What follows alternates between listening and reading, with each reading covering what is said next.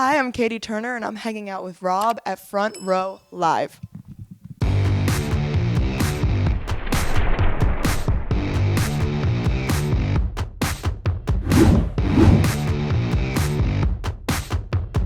What's up, guys? Rob here, Front Row Live Entertainment. I am finally hanging out with Catie Turner, and you're about to headline and perform here at the Troubadour, which is such an iconic theater. For you, like being an artist, like what does it mean to be at a venue like this?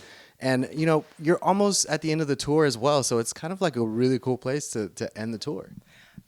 Exactly that. It's almost like me and Sophie, who's opening for me. We've been planning up for this moment because we knew it's like this is the second to last show of the tour. It's all our friends are coming, so it's kind of like the season finale. That's what we keep defining it as because we see our lives as like a television show. So we're like, oh my God, what's gonna happen tonight at the Troubadour, the most iconic venue? Like this is incredible. And also I've I opened here 4 times since 2019. So I've been playing the Troubadour for 4 years now, and this is the first time I've ever headlined. So it's almost an honor, like regardless of how iconic this venue already is. It's like, wow, I just can't believe they're even letting me headline it for once. So it's like amazing. That's exciting. Talk to me about this tour that is about to wrap up. You've been on the road for the last month, and you know, promoting the new EP, which is Act One of the 2-part series, which is such a masterpiece. How has like this tour been like for you, and like what's it been like being able to perform these songs live to a new audience every night? So in the age of social media, it's really easy to forget that there are people who are actually listening to your songs and resonating with them because, you know, everything's so two-dimensional and you learn people through usernames. So, like, it's really hard to contextualize, like, I love The Office 67 being like really amazing song. Like obviously you're grateful, but I think the main amazing thing of this tour has been making me realize like, oh wow, like getting to meet everyone and put faces to these stories and really get to look them in the eye and just have that one-on-one connection and like feeling all that energy has been life changing and I'm so grateful for it. Yeah, it's something I have not been taking for granted. And I think that this tour has just completely given me a whole another reason to love what I do so much. Now, this EP or this part one, act one of this 2-act series that you just dropped, Comedy and Tragedy, is incredible, as I mentioned earlier. And I just, you kickstarted with such a heart-wrenching song, which is the title track as well. And I'm curious because like I feel like your voice, your vocal is different this time around. I feel like it's evolved on this like package that you've given us. So, you know, being able to open up with such a song like that and being able to control the vocal the way that you did, like, what was that like for you?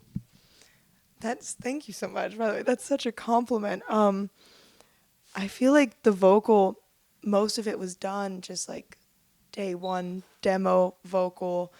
And I just put all of my emotions behind it. So it was almost nice to not really think about like a perfect polished vocal and just give the most honest take that would serve the song the best. So yeah, I'm glad that it captured that. And talk to me about the creative process with this because you're in the studio with Johnny Shore, but you're also in the studio with Rosalind. And having 2 producers during these 6 tracks, like how does that change the dynamic during the recording process? And, you know, also the creative process too, because it's like you get 2 incredible producers at once. So it's like, I feel like it's hard to keep something cohesive, but you nailed it on this. So what was that process like? I feel like the cohesion was just like, luckily I just found 2 people that understood me so well that like just by default I kind of fell into just a nice cohesive rhythm because we all just get along so well. And the thing that both of them have in common is they just are really great listeners, and that means the world when you're an artist, just having 2 people who hear you and understand your vision and will do whatever it takes to execute it the way you are describing it. And yeah, I was very lucky that two people just it worked out that way to where I don't think I could have done it without both of them. Yeah. So yeah, I formed like a little family. How did the writing process begin for this? Was it a melody, a song, a lyric idea that you had in mind that kind of created the idea of Act One? Or was like, did you actively come into this saying like, I'm gonna create Act One and Act Two, and this is what it's gonna be about? No, so actually it started with comedy and tragedy because it started in January of 2022 when it was the first day my dad started chemo, and I was so upset, and really I canceled a session I had that day with a new person, and I was like, the only person I really trust about writing about this, like, with is Johnny. So I went to Johnny's and we wrote this song. And I've always kind of wanted to write a song about how I use humor to cope with a lot of things. But it took until this experience happening in my life for me to like finally like find all the right words and execute it the best way I could. So then it kind of just started with that song. And then I started writing with Ruslan, and songs like Hyperfixations and Control came out, and I started noticing a theme. I'm like, I'm either writing kind of like sarcastic and witty, or I'm writing these songs that are like, I don't know why I'm here anymore, and it made me go back to the honest vulnerability and just the name comedy and tragedy. I'm like, that just defines who I am as like an artist and a person. Most like most of all, just me as a person. I'm gonna sing "God Must Hate Me" and then crack a joke about it. Like, and I felt like, yeah, just that phrase, comedy and tragedy, was said everything about me the best, and then we just went from there. And then Act One and Act Two kind of came from like, oh, comedy and tragedy. When you think comedy and tragedy, you think of like a play, and I'm like, okay, let's get silly. Yeah.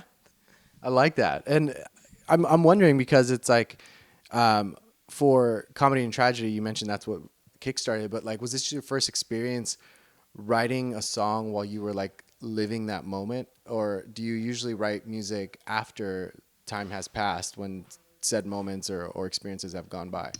It depends. I feel like this was like for songs like I Love Him, I wrote that the day I got broken up with. But then for some other songs like God Must Hate Me, it took years for me to write about that experience of like going to Catholic school and a whole other experience even kickstarted that song, and then ended up with me going years back and deeper and digging. So sometimes it can be different, but comedy and tragedy I think was the first time writing a song not knowing what was going to happen. So it was like in the middle, because usually I write after something had happened, but this was like the first time I was like, what a cool reality if this song outlives my dad. And it kind of just was the first time it I wrote it when it was happening, and then I finished it after it happened. And yeah, that was my first time ever done that. For me, my two favorite songs are that one, Comedy and Tragedy, just because it's so vulnerable, and also Hyperfixation, just because it's just like the power pop that you give us with that. Like, I feel like it's a new kind of way of singing for you at the same time, like that at least for with this EP, right? Like, so talk to me a little bit about like the dynamics of those two songs and how did you come from Comedy and Tragedy to Hyperfixation? So it's kind of started with the coolest thing about writing and working with two people you love is usually a writing session starts with you just talk your shit. You go in and it's writing sessions are free therapy. You just dump. So I went in one day for Hyperfixations. I'm like, oh my God, Ruslan, I am like constantly just thinking about myself all the time. And then I get in my own head about that and I'm like, am I a narcissist? I'm thinking about myself. Oh my God, how do I fix that? And it just loops and loops and loops and loops. And I had this lyric, just there I go again, my hyperfixations. And it just kind of happened. It just all kind of wrote itself. And I was like, oh wow, okay, I guess we just wrote like a little pop song about the inner workings of my brain. And I had no idea that because at this time I was just writing with Rusan. I was just writing to write, and I had no idea there was going to be an EP that would somehow fit comedy and tragedy and hyperfixations on the same one. I did not put two and two together on how to like cohesively tie that all together. But yeah, that's kind of how that song came to be. I love that. It sounds like your house has incredible artists as roommates. Last year, I spoke to Maddie Zam, and she was like, "Oh yeah, Catie is my roommate, and we write together and stuff like that." Now we have Sophie, who's also your roommate. So when you guys have a house like that and incredible artists, like I'm sure it's like constantly like writing some kind of material, like at home when you guys are at home relaxing, so to speak. So what's that dynamic between the three of you when you guys get together and just collaborate on music, and like what do you feel that you've learned from working with them? You would think we would do way more. Like I think you get burned out of it very quick. It's like you come to LA so inspired because the first time me and Maddie, because Maddie and I don't live together anymore. So now it's just me and Sophie. But I remember the first time Maddie moved in with me in July 2021, we were so inspired, so creative. We wrote Fat Funny Friend. Oh my God, I'm like, is it always going to be like this? But very quickly, you're burnt out. So then you just all start sitting on the couch watching Love Island. And that's kind of like what me and Sophie do, where like we're not writing a lot together or like really being creative in our off time. Like we sit around and eat potato chips and just look on Instagram.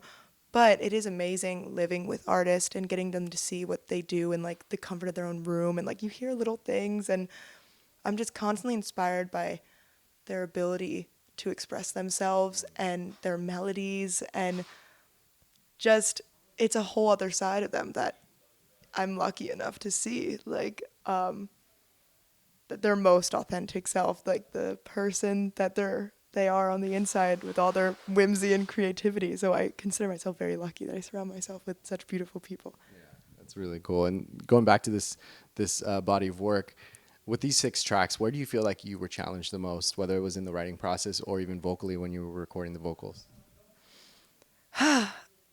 Well, vocally, I think I definitely, I don't want to say, well, no, I will say it. I'll be honest about my vocal ability. I kind of would stay a little safe. And this was the first time I've ever really was like, you know what I'm going to do?